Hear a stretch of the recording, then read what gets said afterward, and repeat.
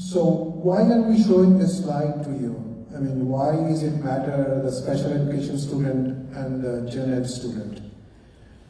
An approximate cost of educating a general ed student is between $12,000 to $14,000. The approximate cost per year to educate a general education student.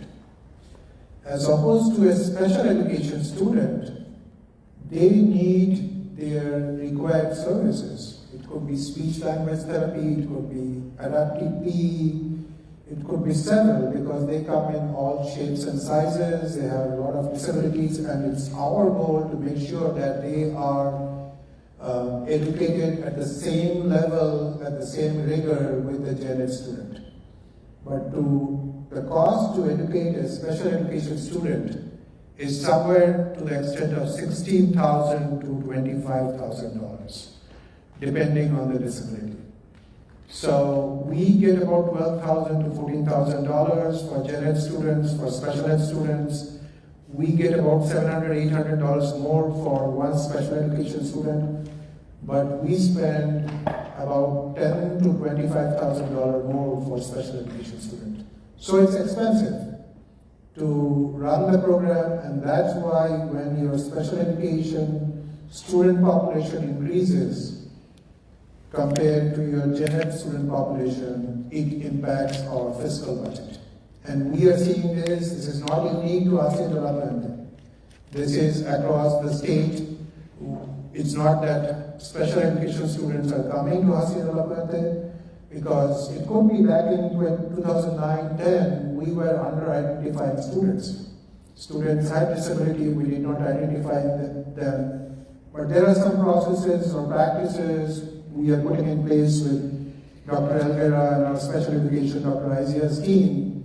We are basically implementing some practices, what we call multi-level, multi-tier system of support, to see that we are supporting those students.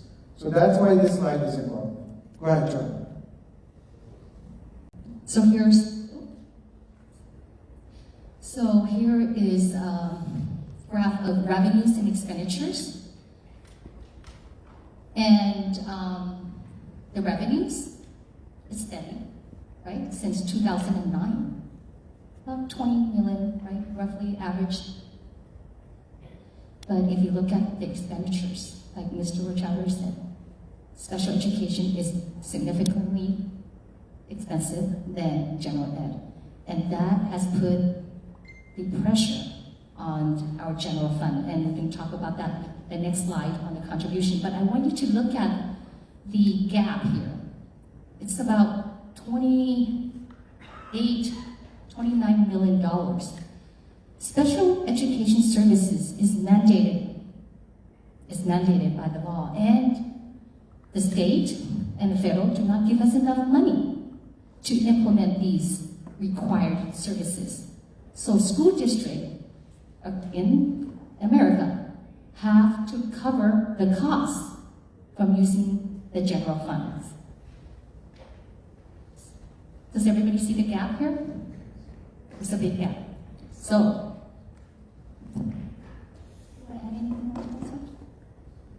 if I can add on, back in 1960s, I think before a lot of us were born, federal government came out with this act called American with Disabilities Act, ADA, okay?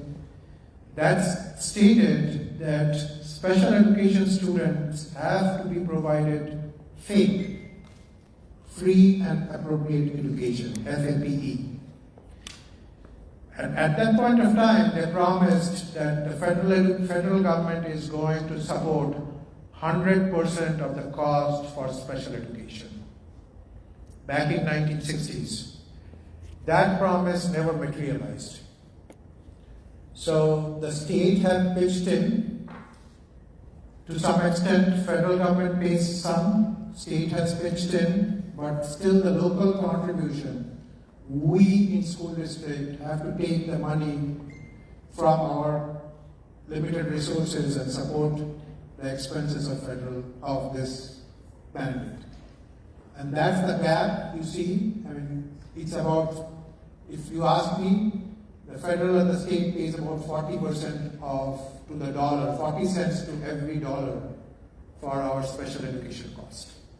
So it is important that we control the cost, we provide the appropriate education, but we also lobby with our elected legislators to fund special education fully.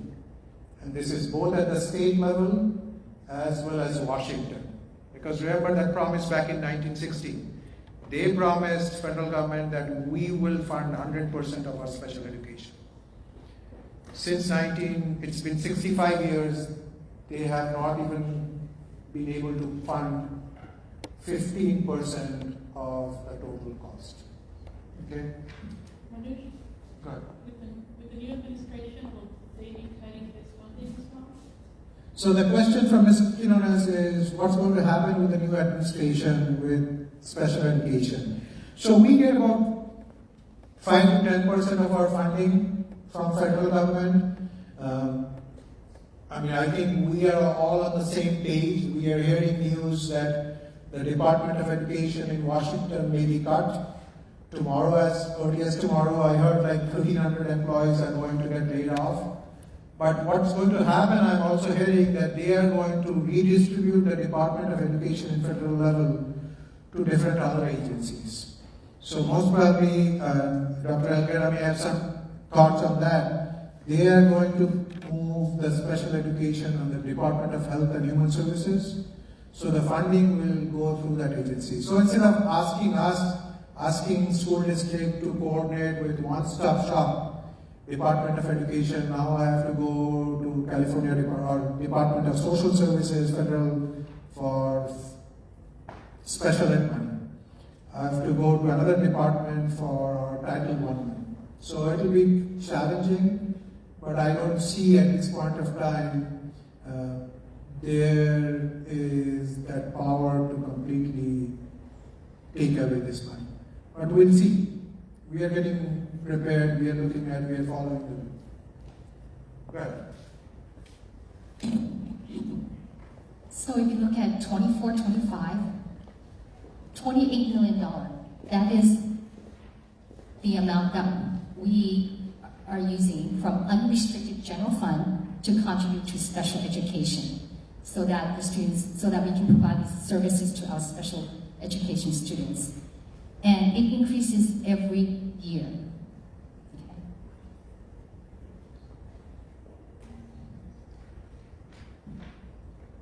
What happened between 22 and 23? 22 and 24, I see a big jump. Was there something that happened there? So the question is, why do we see an increasing contribution increase from 22-23? We were contributing about $16 million and it jumped up by $7 million. I'll try to answer the question first, and then if it gets deeper, I'll go deep in our team. Dr. Elguera is here, superintendent is here, but what happened, this is my analysis, financial point. When COVID happened, back in 2021, we moved to online learning, right? The students were home. Do you think we appropriately served the special education students at that time?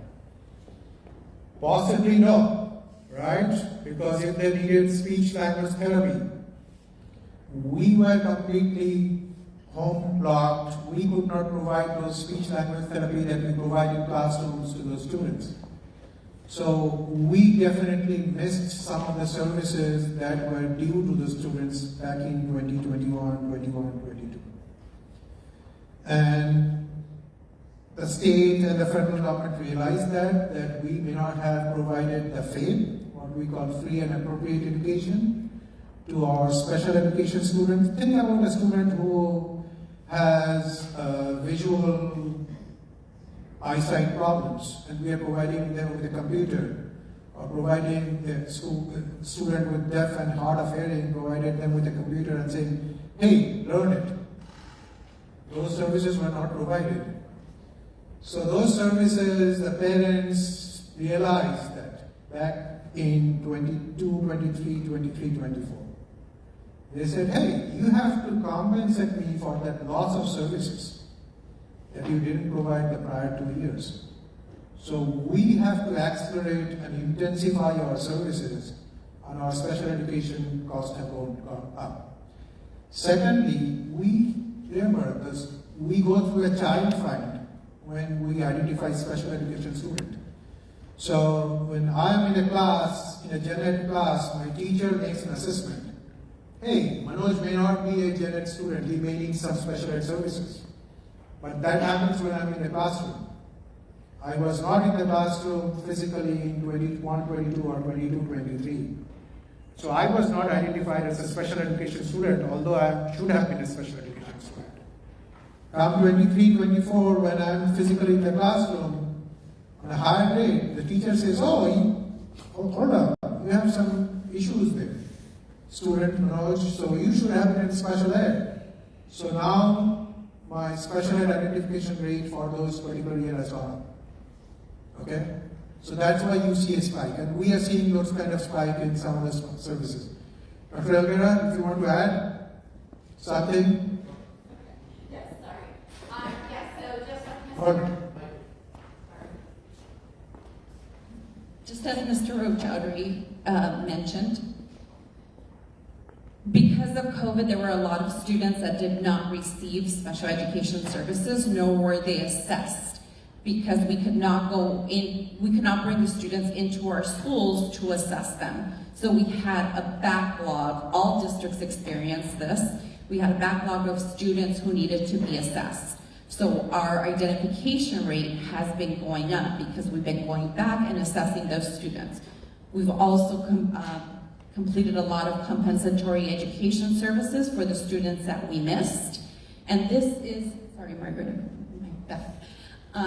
this is not just something that we're seeing as a nation. Worldwide, we are seeing an increase in students with disabilities, particularly in the area of autism and speech and language impairment.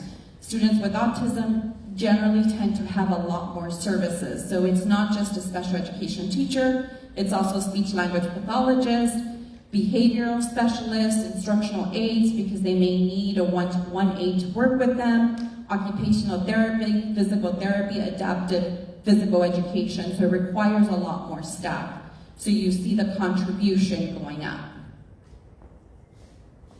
Thank you. And this is Dr. Myra Elguera. She is our Executive Director of Special Education. Anything you want to know in the world of special education, see her. She sits in the district office. And you will also see that in 21-22 we had a decline because we did not provide all the services. Join. Okay, so let's go over to the utility costs.